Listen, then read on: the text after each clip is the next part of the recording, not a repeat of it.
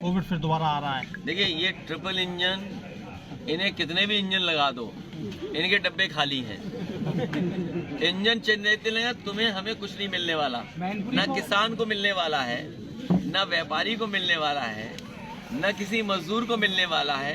और पत्रकार साथियों मैं कह रहा हूँ आपसे, अगर आपने सच्ची खबर दिखाई तो तुम्हें मुकदमे दर्ज मिलेंगे।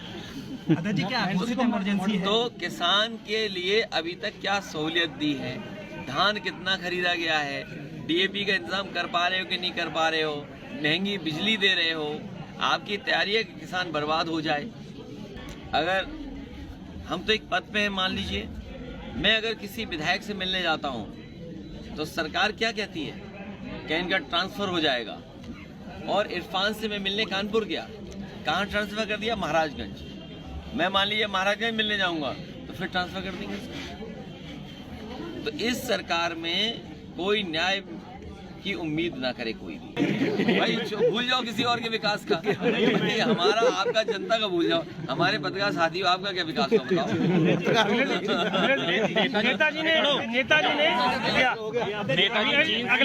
नेताजी चीन से होने वाले खतरे को लेके लगातार आवाज उठाते रहे। उन्होंने हमेशा कहा है कि चीन से हमेशा बहुत ज्यादा खतरा है। ऐसे में सरकार लोकसभा में इस विषय पे चर्चा नहीं करना चाह रही है। देखिए ये मैं अपने पत्रकार साथियों को धन्यवाद दूंगा। चीन से आपको हमेशा खतरा रहेगा। चीन न केवल आपकी सीमाओं को सिकोड़ रहा है, आपकी सीमाओं पे कब्जा कर रहा है चीन, उसके साथ साथ आपके बाजार को भी कब्जा कर रहा है।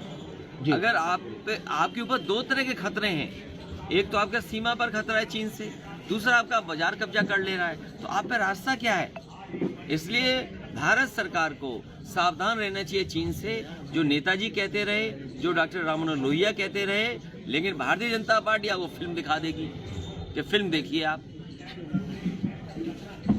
इसलिए आपको हमको सावधान रहना पड़ेगा भारतीय जनता पार्टी की साजिश से, भारतीय जनता पार्टी की रणनीति से।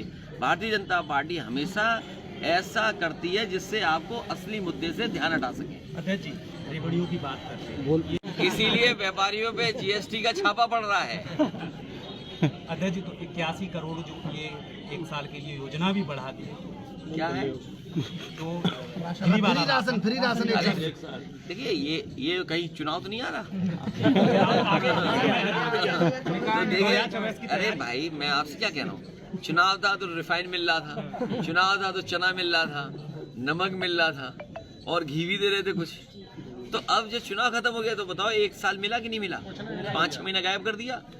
अब फिर चुनाव आ रहा है, 2-3 महीने फिर शुरू कर देंगे। इसलिए गरीब को सावधान रहना चाहिए कि इनके छलावे में ना आए, इनका भरोसा न करें।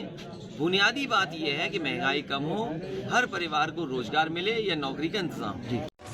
करना है अब हमको, हमें कैसा भारत चाहिए, समाजवादी अखिलेश के संग समाज के पथ पर आ